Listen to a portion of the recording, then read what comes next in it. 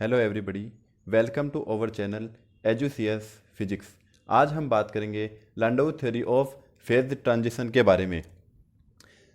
तो video start करने से पहले मैं बताता हूँ आपको फेज ट्रांजिशंस कितने प्रकार के होते हैं। तो फेज ट्रांजिशन टू टाइप्स के होते हैं। पहला तो है फर्स्ट ऑर्डर फेज ट्रांजिशंस और सेकंड है सेकंड ऑर्डर फेज ट्रांजिशंस। जो फर्स्ट ऑर्डर फेज ट्रांजिशन में स्टेट चेंज होती है तो हमें लेंटेंट हीट देनी पड़ती है। फॉर एग्जांपल जैसे सॉलिड टू लिक्विड में चेंज होता है या फिर लिक्विड टू गैस में चेंज होता है तो हमें लेंटेंट हीट देनी पड़ती है उसे। फॉर एग्जांपल जैसे आइस है वो वाटर में कन्वर्ट होती है या फिर जो वाटर है वो वेपर होता है, मतलब पानी है वो 100 डिग्री टेम्परेचर पर वेपर हो जाता है। But the second order phase transition, इसमें क्या होता है, जो लेंटेंट हीट है वो सप्लाई नहीं करनी पड़ती, हमें केवल टेम्परेचर चेंज करने पर ही स्टेट चेंज हो जाती है।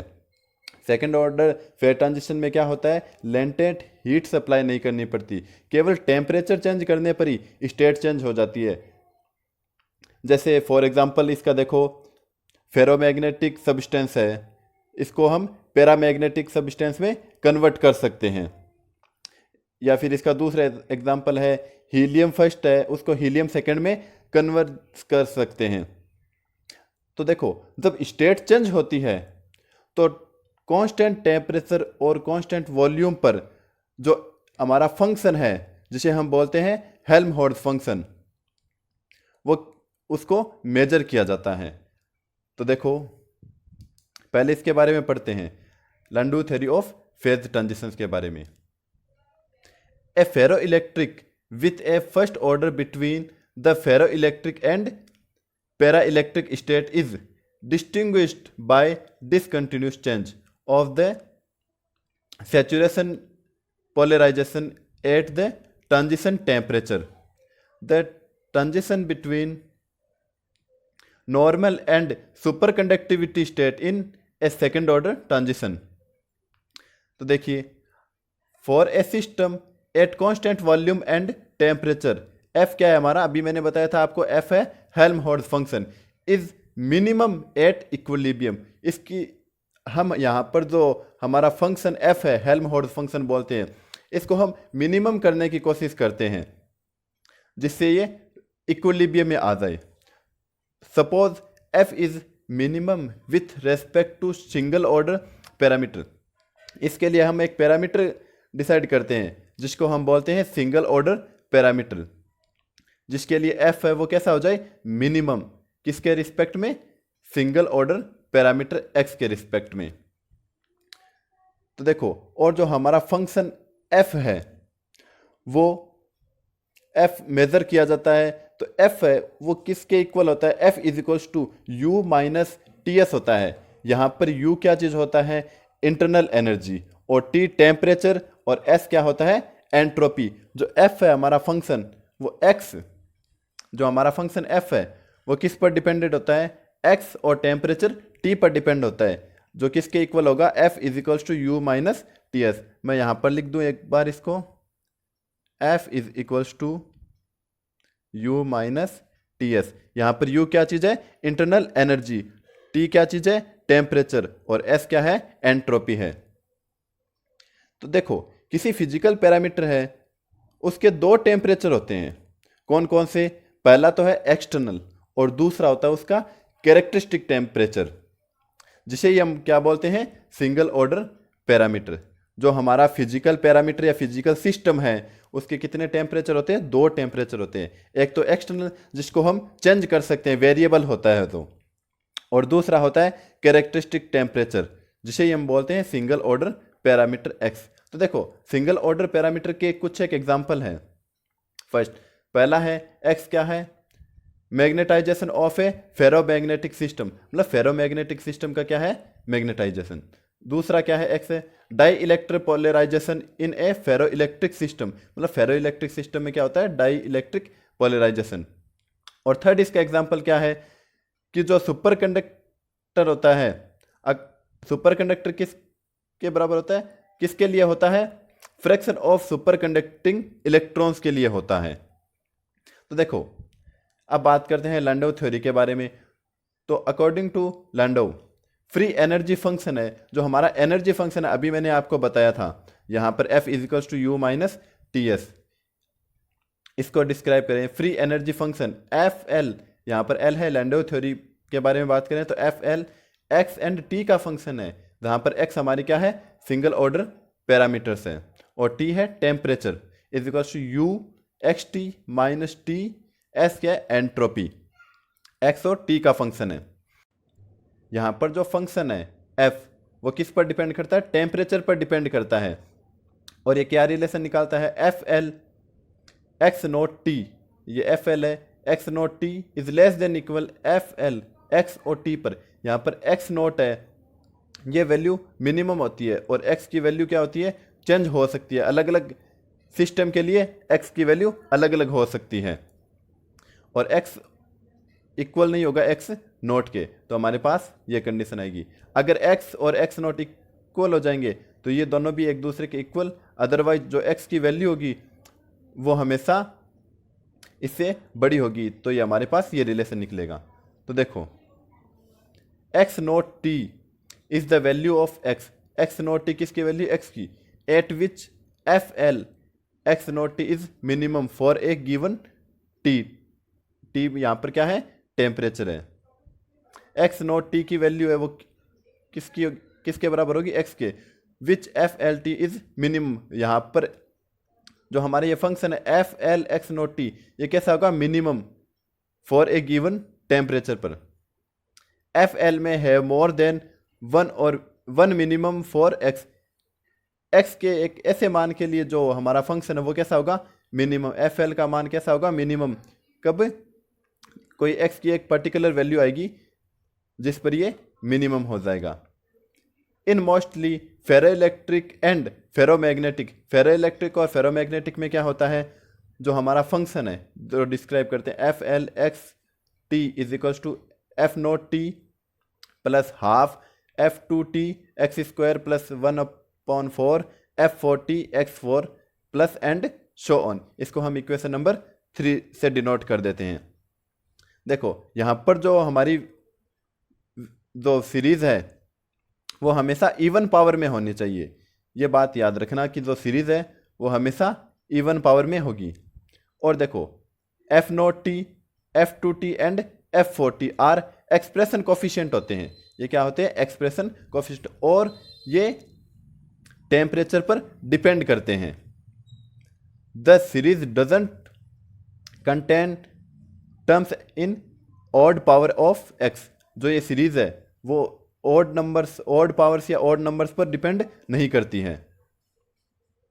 आगे देखिए, for fair changes F2t change sign a temperature T not and F4 have positive value. तो यहाँ पर जो F4t है वो उसकी वैल्यू कैसी होगी, हमेशा पॉजिटिव होगी, और जो F2t है उसको हम इस तरह से डिनोट कर सकते हैं, F2t is equals to alpha T minus T note.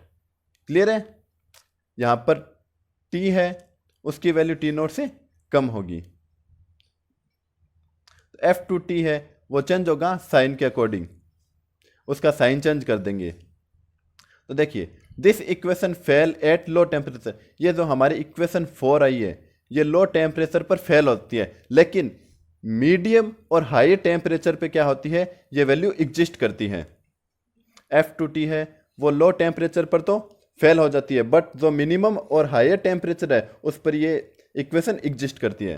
तो देखिए, जो हमारी वैल्यू है इक्वेशन 4 है F2t की वैल्यू, ये यहाँ पर पुट करते हैं, तो यहाँ पर पुट करेंगे तो हमारे पास क्या इक्वेशन आएगी, FL x t is equals to F nought t plus half alpha. यहाँ पर एल्फा क्या चीज़ है, एल्फा है प्रोपोर्शनल कोफिशिएंट है, एल्फा है proportional coefficient, 1/2 alpha t minus T nought X square plus 1/4 F4 x4। देखिए, अब हम मैक्सिमा और मिनिमा के रिलेशन से हम किसी भी इक्वेशन की इक्विलिब्रियम का पता कर सकते हैं। देखो, for equilibrium del F L upon del X is equals to 0, मतलब क्या हो गया कि जो हमारे मैक्सिमा और मिनिमा के रिलेशन है उसके अकॉर्डिंग हम यहाँ से इसका मान निकाल सकते, मतलब इसका अवकलन करेंगे, डिफरेंशिएशन करेंगे, तो इसकी वैल्यू किसके इक्वल कर देंगे, 0 के इक्वल, और इसको हम इक्वेशन नंबर 5 दे देंगे। आगे देखिए डिफरेंशिएशन इक्वेशन 5, हम इक्वेशन 5 है उसको डिफरेंशिएशन करेंगे तो हमारे पास क्या आएगा, अब इसका करेंगे तो ये 2 आगे आ जाएगा और ये हो जाएगा x आएगा केवल, तो 2 से 2 कैंसिल हो जाएगा, तो क्या बचेगा t minus T note alpha x plus f4। अब इसका डिफरेंशिएशन करेंगे क्योंकि यहाँ पर जो t है वो तो टेम्परेचर है, कांस्टेंट होगा टेम्परेचर, और ये 4 आगे आ जाएगा तो यहाँ पर 3 बचेगा, ये किसके बराबर होगा, del F L upon del X is equals to 0 के। तो देखो ये थर्ड ऑर्डर इक्वेशन है, मतलब थर्ड ऑर्डर इक्वेशन है, इसका मतलब जो x की वैल्यू है वो कितनी आएगी, 3 वैल्यूज आएगी।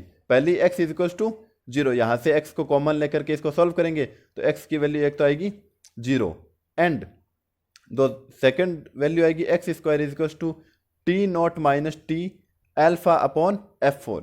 यहाँ पर यह बात याद रखना कि जो अल्फा की वैल्यू है वो पॉजिटिव होगी और f4 है वो भी पॉजिटिव होगा, क्योंकि मैंने पहले भी आपको बताया था f4 है उसकी वैल्यू कैसी होगी, हमेशा पॉजिटिव होगी, और अल्फा है प्रोपोर्शनल कोफिशिएंट तो इसकी वैल्यू भी कैसी होगी, पॉजिटिव होगी।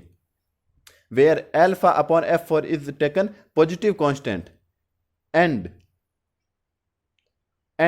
t may be equal to or lower than the transition temperature. जो t की वैल्यू है वो किसके इक्वल होगी, इस t नॉट के या इससे छोटी होगी, जिसको हम बोलते हैं ट्रांजिशन टेम्परेचर। जो t नॉट है इसको क्या बोलेंगे, ट्रांजिशन टेम्परेचर, और ये t है इसकी वैल्यू कितनी होगी, इस t नॉट के इक्वल या इससे छोटी होगी।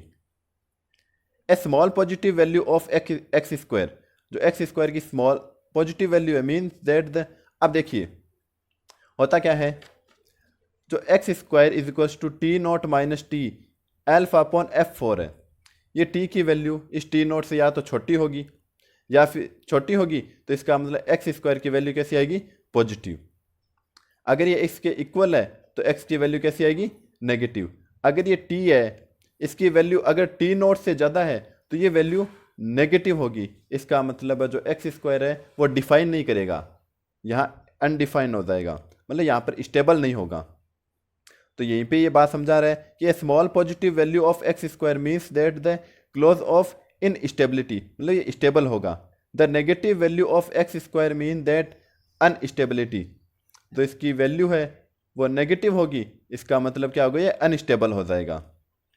देखिए for x is equals to 0, x is equal 0 पर जो हमारी वैल्यू है कौन सी, इक्वेशन 3 वाली, इक्वेशन 3 की जो वैल्यू है वो किसके इक्वल होगी, F L is equals to F nought T के इक्वल हो जाएगी। तो यहाँ पर देखिए for x is equals to 0 F L T is equals to F nought T from equation 7, ये रही हमारी इक्वेशन 7। तो एक्स स्क्वायर है वो t माइनस टी नॉट। अब देखिए जो एफ एल है वो मिनिमम होगा कब, व्हेन टेम्परेचर टी नॉट, जो हमारा टेम्परेचर ये t है ये किसके इक्वल हो, t नॉट के इक्वल हो। अब देखिए इक्वेशन 5 एंड इक्वेशन 7, हम ये वैल्यू है इक्वेशन 7 वाली, ये देखिए ये वाली X square is equal to T not minus T alpha upon f4, ये वैल्यू हम इक्वेशन 5 में पुट करेंगे, यहाँ पर इस जगह जो वैल्यू एक्स स्क्वायर की है वो यहाँ पर पुट करेंगे। तो यहाँ पर वैल्यू पुट करेंगे तो हमारे पास क्या आएगा, F T is equals to F nought T alpha square upon 2f4 T minus T nought square, ये हमारे पास इक्वेशन आएगी इन दिस फेज ट्रांजिशन। अब देखिए इसको हम नंबर दे देते हैं 8, ये इक्वेशन नंबर 8 हो गई। तो in this phase transition if t is equals to T not, तो all the parameters are continuous, मतलब जो भी इसके पैरामीटर्स होंगे वो सारे कैसे होंगे, कंटिन्यूस। और जो हमारी एंट्रोपी होगी, एंट्रोपी S, जिसको हम डिफाइन करते हैं del F upon del T से, वो भी कैसी होगी, कंटिन्यू होगी। तो सेकंड ऑर्डर फेज ट्रांजिशन में क्या होता है, लेंटेंट हीट की रिक्वायरमेंट नहीं होती, तो no latent heat required in second order phase transition. अब देखिए डायग्राम में, अभी तो हमने रिलेशन निकाला था एक्स वाला, ये रहा X square is equal to T not minus T alpha upon F4, इसके अकॉर्डिंग हम इससे समझेंगे। तो ये हमने डायग्राम बना दिया। एफ टी क्या है, फंक्शन जिसे हम बोलते हैं हेल्महोल्ट्ज फंक्शन, और टी क्या है, टेम्परेचर। तो जब टी की वैल्यू है, ये टी की वैल्यू ये टी नॉट से छोटी होगी, तो एफ कैसा होगा, मिनिमम। एफ कैसा होगा, मिनिमम होगा। मतलब फर्स्ट रीजन में एक्स का मान कैसा आ जाएगा, 0 से बड़ा, मतलब पॉजिटिव वैल्यू आएगी यहाँ पर।